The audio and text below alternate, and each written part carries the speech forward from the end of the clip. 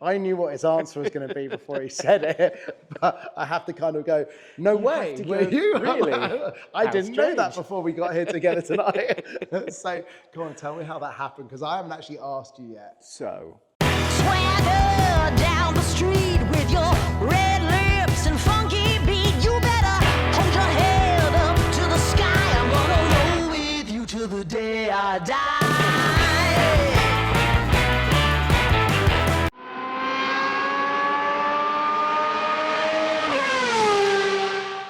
If you've been watching the channel, you'll know that I'm currently working on my DeLorean. I wanted to take a moment just to put a little piece in at the beginning of this video to say, look, I'm sorry it's so long, this particular video. The guest was such a pleasure to talk to. When I sat down to edit the video, I really struggled to take anything out. I wanted to keep it all in, so I did. I hope you enjoy it as much as I enjoyed doing the interview. Let's get into it. hey, Austyn. Hello, How's chap. it How you going? doing?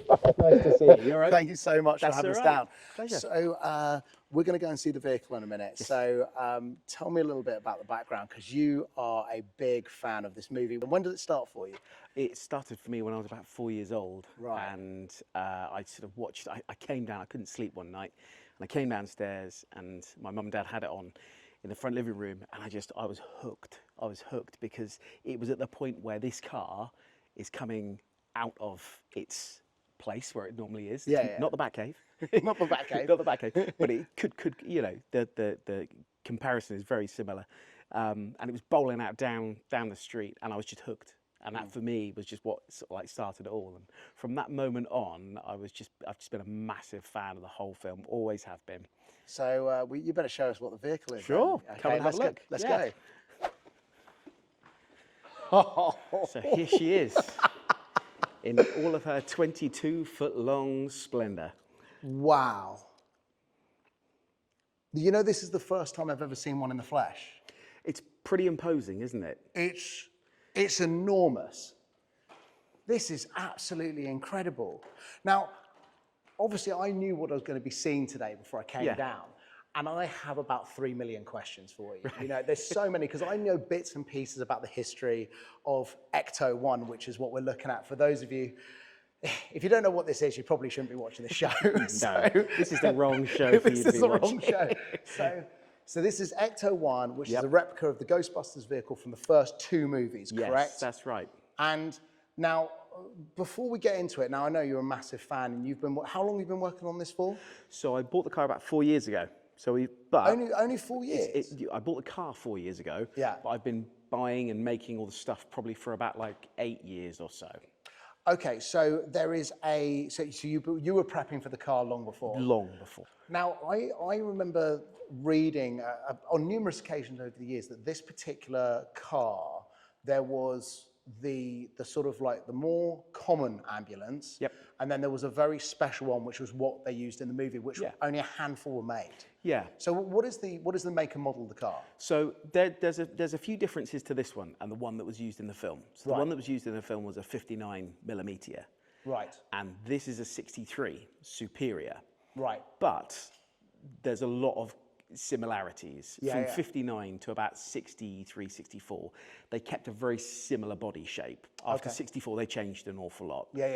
But this being a 63 is kind of a bit in the Goldilocks zone of, you know, cars that, you know, as soon as you paint it white and add the red stripe down the side, everyone's like, it's Ghostbusters. Yeah, of course. So it hits a real sort of sweet spot in that sense.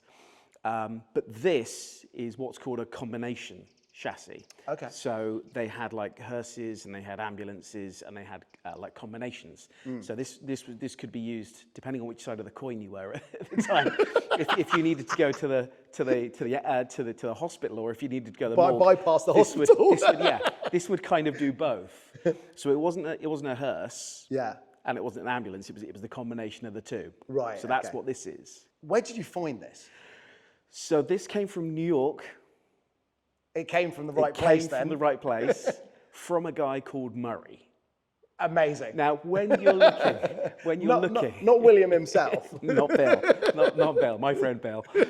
When you're looking for signs as to like a car, you know, because you do it all online, don't you? I was talking to this guy in the US, and I was going, well, I'm just about to send you, you know, a large sum of money. and I've got to make sure that I've got some trust in you. I need to look, you do, don't you? In that spiritual way, you look for some signs and you go, okay, well, what signs are there? The fact that it's coming from New York, the guy's called Murray, and in sort of like the festive period, he's a Santa. Right. So this guy was like basically... Hopefully not a bad Santa. No, he wasn't a bad Santa. No, but he does like... He is a Santa at sort of Christmas time. Right. And I thought, this is perfect, because when I was about 6 years old, I wrote to Santa and I said, hey, I want an Ecto 1. And, you know, when the toy Ecto 1 arrived at Christmas, I was terribly disappointed, because I was like, Mum, Dad, I wanted the Ecto, not a toy. I'm like, this is great. Please tell me you've still got that letter. I don't think I have. But, you know, this is the thing. I said, you know, I want, and I was like, all the signs are there. It's coming from New York. It's coming from a guy called Murray, and he's Santa Claus. So it's meant to be. And he was telling the truth. And he was. And here it is. Yeah. So, okay, so you said this is 22 feet long. Yeah. And 6 feet wide? I can't remember. I think it's about that. I can't remember. I mean, I'm not a tall guy, but I could sleep on this across the bonnet exactly. sideways. Quite comfortably. Yeah, very comfortably. Yeah. So you started building the parts before you got the car. Yes. And you make replica parts for other people as well, don't you? That's right, we do. Yeah. So it was a combination of buying very, very rare parts.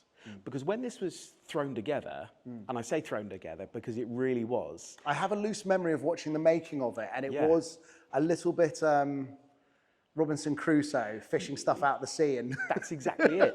They went down to the Nevada Plain graveyard. Yeah. And they were given about 3 weeks to put this car together originally. Right. So they just went in and to all these old planes and ripped stuff out and put stuff up here, and ripped stuff out and put stuff here. And that was back in '84, and these were all old planes back then. So, you know, trans forward 40 years. Yeah. Finding any of this stuff is like rare as rocking horse. So do you have people dotted around the world who are on the hunt for bits for you? Yeah, I do. So you have people who are working in these graveyards in America and... Yeah, just people dotted around who are like, you know, you haven't got one of these? Yeah, great, lovely job. So I have one of them. So it's things like the light bars. The light bars are just incredibly hard to find because they're a very specific light bar that go on it. With a very specific siren as well. With a very specific siren, but that was made. That wasn't an actual sound siren. That was made. It was something like a reverse Jaguar voice that they did. It's the weirdest thing, but it's not actually that sound that you hear. And obviously a sound you can synthesize, whereas actually building a recreation, that's a lot of work to make a whole new unit. And that's, I mean...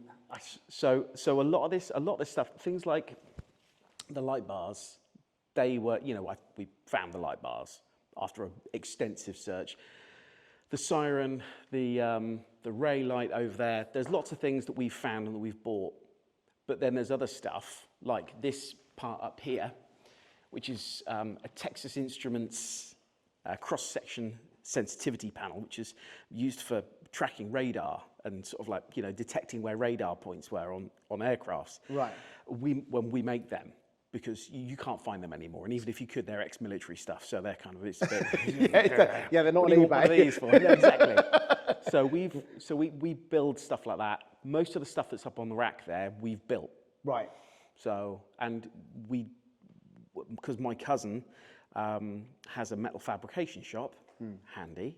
He and I sort of build, you know, these bits for ours, and then lots of people were like, hey, you know, do you build these as well? So we've kind of gone, yeah, we can build one for you and we can build one for you. And we've ended up doing quite a lot for a lot of people. Yeah, because you were sending parts all over the world, weren't you? I remember when we first got introduced and you said you had these bits that you were, I wanted to see you at that point, and you had a backlog of things that had to be out by the weekend, and they were going to, I think you said Japan or America or somewhere. They go everywhere. They go all around the world. So, which is great, you know, and it's lovely. So what state was this in when you got it? Have you got? I presume you've got some pictures you can share with us. See how it turned up. Yeah, I can send you some of those. Cut to pictures being rolled right now. We'll do a voiceover bit. Yeah, that's fine. So it was grey. Right. Just like in the film, it was grey, and it had a black roof It had a black roof. Oh, the leatherettes. That's, yeah, kind of. It is sort of like that. We had to basically sort of like rip that off and start afresh. So it was very much, but the interesting thing was this started its life in Texas. Right. In 63. Yeah. So very close to Dallas as well, which is obviously the JFK sort of time. Yeah. And this was originally like a creamy off-white color. And if you look at any of the like historical photos from like JFK and things like that, these are like 10 a penny. They're rolling around all through the streets. There's loads of them. And it's crazy because, you know, this was around there at that kind of like time. And it was white originally, and then at some point it obviously had its grey. It was like a matte grey kind of like finish that was put on at some point. Okay, so if somebody wants to do one of these now, because I looked over the years, and if they come up for sale in this sort of level of condition, they are way over six figures. You know. So what's the chance of actually finding one of these ambulances these days? Are there any out there anymore? There are, but you have to be either very lucky, you know, you have to really stumble upon one, or have an extensive network. So, but if you do find somebody who's got one, I presume they know what it's worth. Yes, that's the problem these days. And the thing is, there was one that came up for sale, which was a 59. It was the proper. The proper 59 with the bigger fins on the back. Okay. And it looked great from the outside. The problem was when you opened up the doors and it didn't have a floor, it didn't have an engine, it didn't have any. Fairly critical to driving a car around. Fairly essential. It didn't have anything from the outside. You were looking at it going, oh well, okay, well there's a bit of patchwork done, and all the rest. And this guy wanted about like 75, 80 grand for it. Now this bear in mind, this had no engine, no floor, it didn't have like a steering column, it had nothing. And he was still wanting about that for it, for a 59. And I think it sold for that. Yeah, well I suppose, you know, at the end of the day, if there's no options out there and you really, really want one, you have to pay. This is it. So what engine's this got in it? So this hasn't got the original Cadillac engine in it. Okay. This has got it's a 6.4 V8, and I believe it's a Chevy truck engine. Right. Which I'm okay with, because it's a kind of like, I believe it's like a late 70s Chevy truck engine. And it's solid. It's really, going to be reliable, really nice. Isn't it? Yeah, because the old Cadillac engines, bless them, had a few problems with them. And I've known a lot of people do a lot of engine swaps the old Cadillacs for essentially like truck engines. And for the purposes, it's not about the originality on something like this anyway, because it is, after all, a modification of an original car. If you want the original car, get the original car. Absolutely. But I can't see many people driving the originals around in their, you know, they're sort of like museum quality level. This is it. It's truly extraordinary. I'm going to walk over here with Austyn. Yeah. If you stay right there, I'm going to walk over because I'm going to try and give you an idea. Now, I'm 5'7". I think you're about the same height as me. We're not tall guys. We're not blessed with height. But this, I can't reach anywhere near the top of all of the. What is the red bit on the top? So that's a sniffer tower. That's the sniffer tower. So that was used to kind of sniff out, you know, in the film, like ghost activity, ectoplasm, that kind of stuff. And it will. We've got all the mechanism in there. It basically sort of oscillates sort of like that. So that will swivel around. So how tall is that point there? Are we talking 7.5 feet? I think it's close to about 8 foot. I think up there. Yeah, I mean, so this is 8 foot tall, 22 foot long. I mean, it would be easier to drive around in a powerboat. Yes. Yeah, pretty much. My brother has a boat, and it's smaller than this.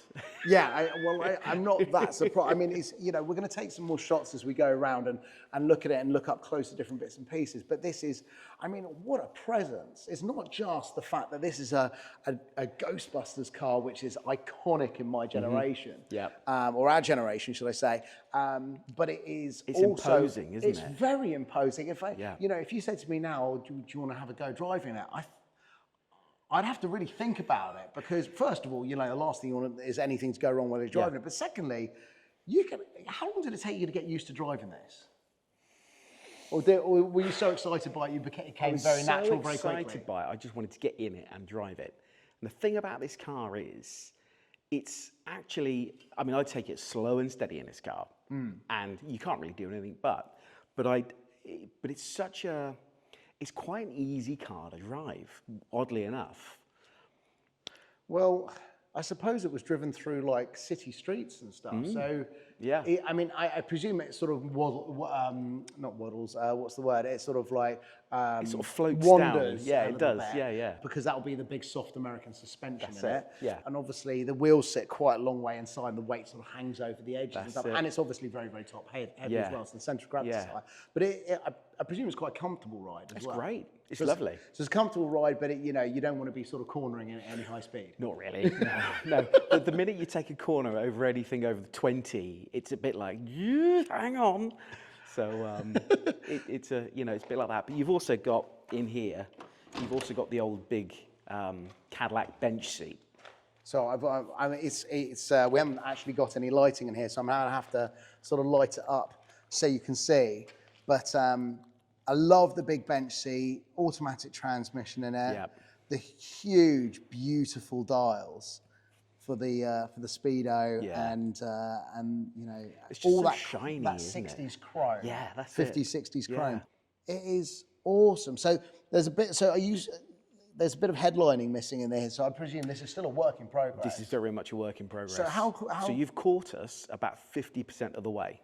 I mean, the 50. Yeah, so I'd say so. To look at this, I would have said this is sort of like the 80 mark or something like that. But you've No. so This is. I'd say we're just over the 50% mark. just over the 50% mark. So Yeah. what have you got left to do? So So obviously we've got the roof lining, Yeah, the inside. We've got everything with the inside. What we're doing with the inside, except the seats, which are absolutely stunning. I mean, they're lovely, aren't they? Did you have these made locally? Yeah. So I got the material, and the seat covers actually made in the US by a company who basically that's all they do. They make original seat covers for the cars, for like old cars from the original blueprints. Yeah. I had them made over in the US, all leather, shipped over here, and then my buddy who works in Rawhide upholstery on Ferndown Industrial Estate, who does that, he put them on for us, and he's done the jump seats as well. So you can see in here, and the size of the doors as well. They And are these doors absolutely, and they weigh a ton. They do. So let me see if we can again, get it's some- a bit dark. I know. I didn't expect it to, because obviously I didn't know what we're coming to today. And next time, I think I'll have to bring a bigger light with me. But this is so. So what we're doing? Yeah. So we are basically we've gutted everything in here. We've ripped everything out. We've started from bare bones. So we've rebuilt all of the floor. I say we. I said me. Rebuilt the floor to the original spec of the 84 car. We're re-putting in the floors at the back there. We've reupholstered these jump seats. So this is where we're starting on the inside. So it's very early days in the inside. So when you said you built this to the original spec, where do you get a spec from for a Ghostbusters vehicle? Especially considering they threw it together and you said 3 weeks from Boneyards. Yeah. So when do they get time to write a spec on it? Well, the original one is on the Sony lot in California. Sony lot. Yeah, so Burbank, the Burbank Studios. Right, okay. So the original one is there, and there have been people who have gone at times who have gone around it with a tape measure, and they've gone, okay, it's this, it's that, and they've taken some good photos. So if you know where to look, you have got a lot of resources out there, but they're kind of, buried under this thread and buried under that thread, and there's a lot of good pictures out there. And because I've been fascinated by the car for so long, you find a picture and you just save it. So you then build your own album. Of course you do, yeah. So have you got all the gear to go with it as well? You've got like, of course. So you haven't got a Oh, what was it called? Was Proton it pack? Proton pack? Yeah. Have you got one here with you? Two. No, I don't have one. I could have bought one. I'm sorry. That's all right. Next time. Well, no, we Next time. said for this video, we said we're going to have to do this in two stints parts. because we were going to basically lose the light, and getting this out is not exactly just like turning the keys on a Fiesta and driving it down the road. This is it. So we're going to probably do this in two sections, but I'm very, very keen to get as much about this today as we can. So you've got Proton packs. Got the pack, jumpsuits, you name it. We've got all the gear. About the tray that actually catches the ghost. The ghost trap, yeah, we have all of those. Excellent. I've even got, in the film, again, I don't know if you remember this, but they open the back of the car and they pull out an old medical stretcher with all the packs lined up. A gurney. A gurney, yeah. That's it. Yeah. I've got one of those. Have you really? Yeah, it's a Washington gurney, which was like very similar to the one that they used in the film. Yeah. It's just a couple of models up, I think, but it's, you know, to anyone who was looking, they wouldn't know. And so I've got one of those at home. There's somebody out there who knows gurney model numbers off the top of their head. This is it. There will be. And it's like, that's not a 19. That's not a 23 model Furno Washington gurney. I'm like, no, it's not. But you try getting one of those in the country. It's like people sometimes say to us, oh, well, it's not a 59. You know, this car's not a 59. Why are you doing that? And you're going, well, number one, I'd love to see your 59. Number two, I'm a teacher. I don't earn anywhere near enough the money to buy a 59. And if you want to do it right with a 59, all of the bits, everything be absolutely accurate, it will just bankrupt you. I was going to say, you must. I read about somebody doing it a few years ago, and I think they didn't have much change from 300 grand or something. Exactly. Yeah. So, and I mean, that's what it'll be. A good car, someone has bought a good car, who I know, and a 59? A 59. It's not exactly the millimetre, but it's really close. Right, okay. But he's just bought that for about 100,000. And it's now got to start the project. And he's now starting from that point there.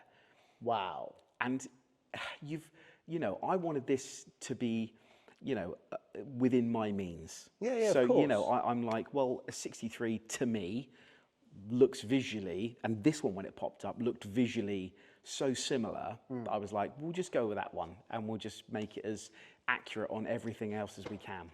So I'm hoping that, like me, you've got a fairly understanding partner Yes. who lets you get on with your craziness. Is that right? She does, yeah. Bless her. She's amazing. And she's also known that this is something I've wanted to do since I was, you know, that big, running around with a cardboard box, you know, a cereal packet on my back, you know, and a washing up liquid bottle going, you know. I even remember I had this little, like, go-kart thing. And it was a police go-kart. And I must have been about 5.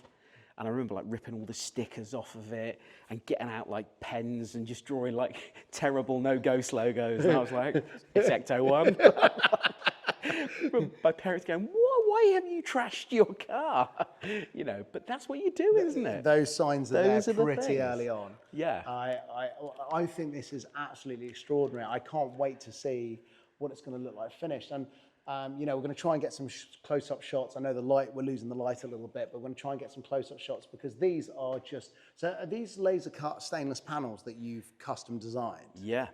And then all of the connectors, I mean, there's ones in there which look like coaxial cables. And, they're those, yep. So that was as I said, this radar sort of detection equipment made by Texas Instruments, and we've built all of that from scratch. Have you ever actually seen a real one? No. Okay, so not in the flesh. No, not in the flesh. But I don't think anyone, unless you know you've actually seen the original car. Yeah. No, actually, I tell a lie. I have seen one in the flesh, and I keep forgetting about this. Right. Because I have seen one because I saw it on the car when it was brought over for the film last year. For Frozen Empire. Yeah. Yeah. So they brought the original from Sony. The one that came over was the one that they used in Afterlife. Right. Which was also the one that was used in Ghostbusters 2. So they actually used the one from Ghostbusters 2 in Afterlife with a risk of damaging it, I presume. Yeah.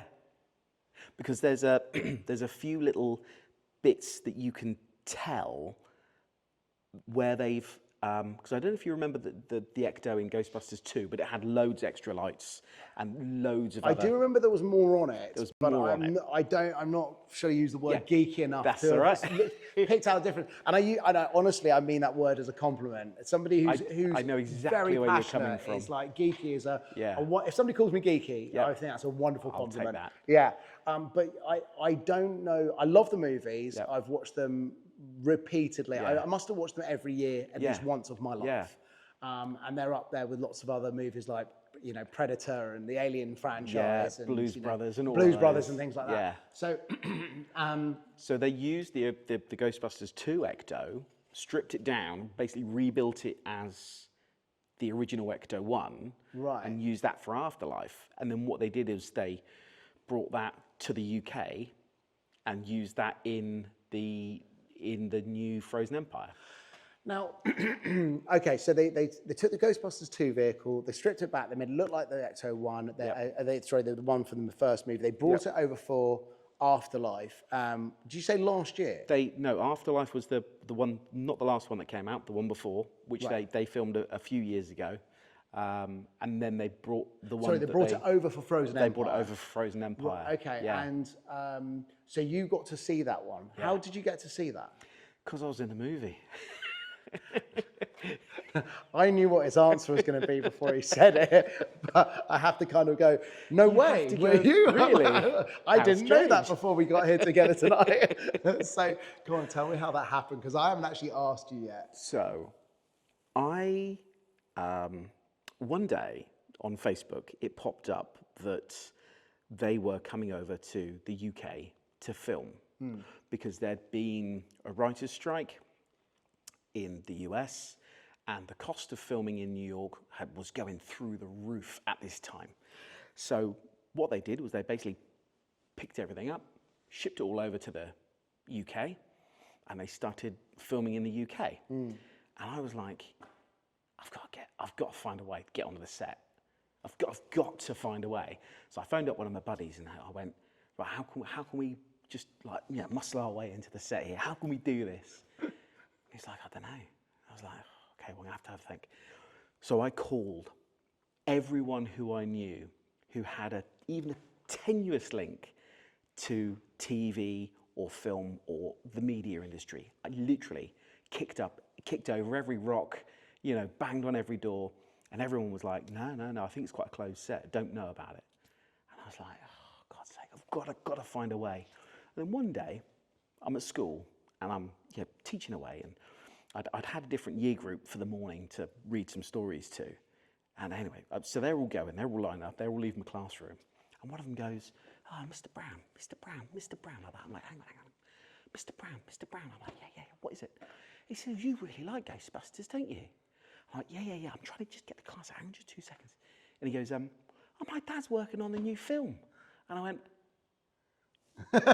Suddenly you got all your attention. I went, yeah, well, okay. Just sort of spoke to my TA. I went, are you all right just to take them back? So I'm just going to have a quick word. I was like, right. And I said, can you talk to your dad? I said, can you say to your dad, is there any chance, can you get, and all the rest. And he's like, Be happy labouring, exactly. anything. But nothing came of that. Right. Nothing came of that. And I thought that was going to be a shoe-in. Nothing came of it. So I got I was like, I've kicked over every rock, I've spoken to everyone, nothing's happened. So I just sent an email to one of the executive producers, a guy called Eric Wright, who is the head of Ghost Corps. So Sony have basically developed this company called Ghost Corps to oversee anything to do with Ghostbusters. Right? As like a bit of an umbrella company. And Eric Wright is the head of all Ghostbusters. He's like the head honcho. And I just Instagrammed him. And I just went, hi, Eric, I hope you're okay and you're enjoying the beautiful British weather. I said, look, I'm building a Ghostbusters car. I said, I love the franchise. I said, is there any chance of, coming up and... making people coffee. Yeah, exactly. And next morning, I woke up to a message back from him. And he went, hey, Austyn, yeah, absolutely no problem. What I'll do is I'll put you in contact with our extras casting department, and I'll let them know that I contacted you, and yeah, you can come up and we'll find you something. And I was like, you what? I was like, it can't be this easy. So I spoke to my wife, and she's like, are you sure this is the actual guy? I'm like, yeah, look, he's got a blue tick by his name. I've been following it. This is him. So I was like, so yeah. So anyway, he then sends an email to me, including the guy who does all the extra casting and things like that. And he goes, yep, great. Come up on this day. We'll get you fitted for a costume. Shooting date's going to be this date, this date, this date. We'll see you in a few months. Mm-hmm. And I was like, sorry, that's my alarm going off. I even put it on silent. I put it on silent. And he said, oh God damn it. He said, there's always one. I bet it's always you. Yeah, it is. It's me. I need to put the bins out when I get home. Right? He said, so come up in a few months. So I spoke to my mate. He did the same. He emailed. He got himself a part as well. So we go up. We go up, and we're in the costume department of Ghostbusters. Which studio are you at? Pinewood? This is Shinfield. Shinfield. So it's just round the corner. Right. And we're there, and we're in this, massive warehouse of all these costumes. You know, I'm kind of just like bowling around, like looking at I'm like, oh, there's a flight suit over there. There's some of this. I was like, what's all that about? And we get fitted for our costume, and that was an experience in itself. And then we go, and then we come up for 3 days of shooting. So we go, we have our costume fitted, and that's all done. And then we have an email a couple of weeks later. I'm still in a bit of, this is the most surreal thing that's ever happened to me. And we have a few weeks go past, and then we have an email, and they go, what you were going to be filming has changed. And what they did was, because the writer's strike wasn't easing up or anything like that, they said, we're going to film the final sequence at Shinfield, and we'll get you to be part of that. And I'm thinking, the final sequence. All right, cool.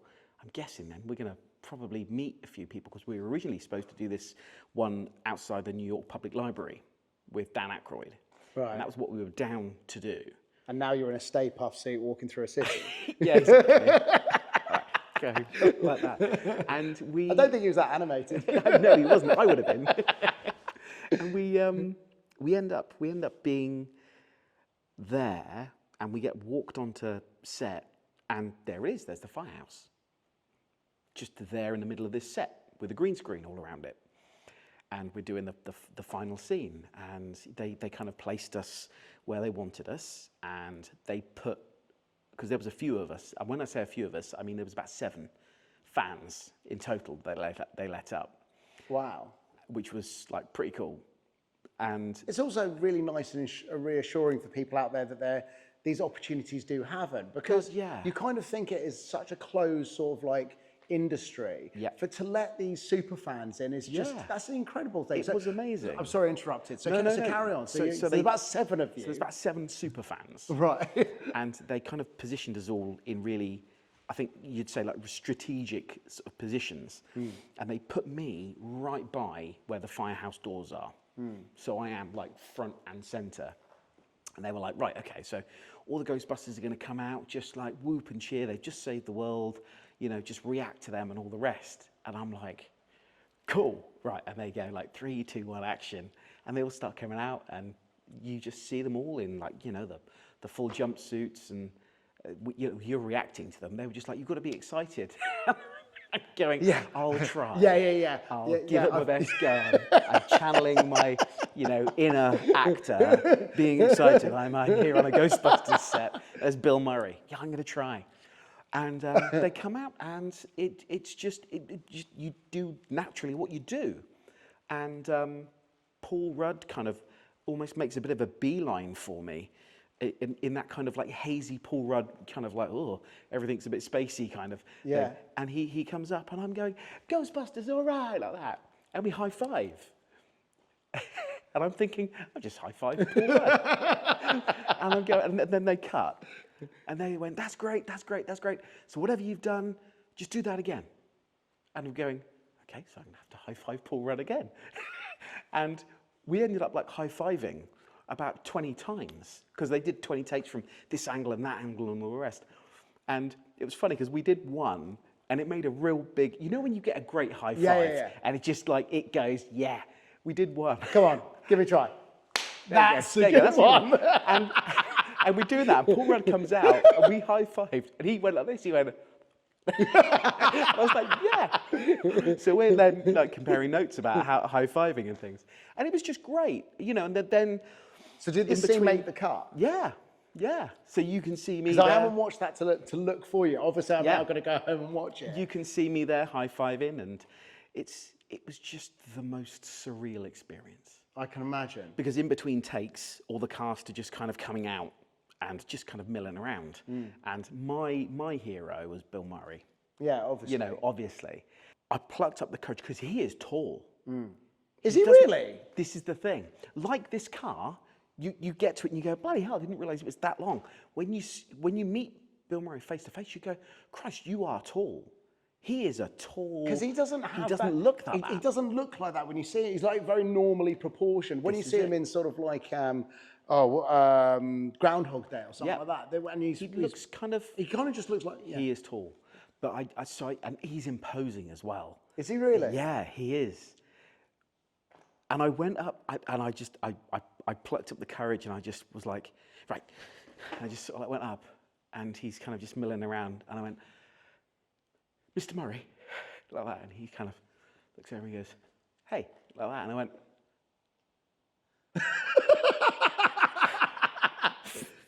thank you. Like, I put my hand out and said, thank you. And he kind of looked at me, shook my hand and he went, you are very welcome. He didn't know what I was thanking him for. I didn't really know what I was thanking him for. I'm guessing people like him get that quite a lot. Especially some of the actors that have done several decades. Yeah. But I think on a set, I'd have done the same thing with you. We're like, you're not going anywhere. You're waiting like the rest of us. Let's take the opportunity. I'm here. I want to say hi. I've got you as a captured audience. Exactly. I've got you. You're mine now. So, yeah. What's the next plans with the car? You said you've got like a load of interior work to do on it. Is there much left on the exterior? Not really. No, exterior is pretty much there. It's just really going to be looking at doing the inside. Right. But we want to do the inside right. Yeah. We've done the rest. We've spent so long with the rest of the car. We want to make sure that the inside is right. So, because this is a labour of love. I am very familiar with that statement. Yes. As you know. Yeah, I do. Yeah. Well.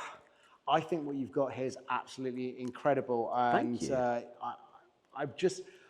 I'm still standing here. We've been here, what, an hour? And I'm looking at it and I still can't take in how big this thing is. It's absolutely extraordinary. When you see it on screen, you kind of go, that's a big car. That's a big car. Yeah. But I remember the first time I saw one of these in the flesh, and I was in London and it was a secret cinema Ghostbusters movie kind of thing that they did, and they had an Ecto 1 for it, and I remember it bowling around the corner, and I was you know filming it as you do, but I remember like going to the side going, yeah, bloody hell, that is a big car.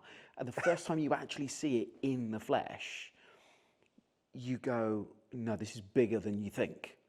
Because you see it and you go, like you say, you go, that's a big car on the screen. But it's only when you get up close and you're stood here that you go, nah, it's freaking huge. It is really, it just blew me away. Because when we came into the barn and you had the cover over it, I was looking at it and I think we took a shot of it as we were taking the cover off. Yeah. And I was looking at it and I was going, that can't be the car. That's got to be like a private yacht underneath that or something. Or like a couple of cars.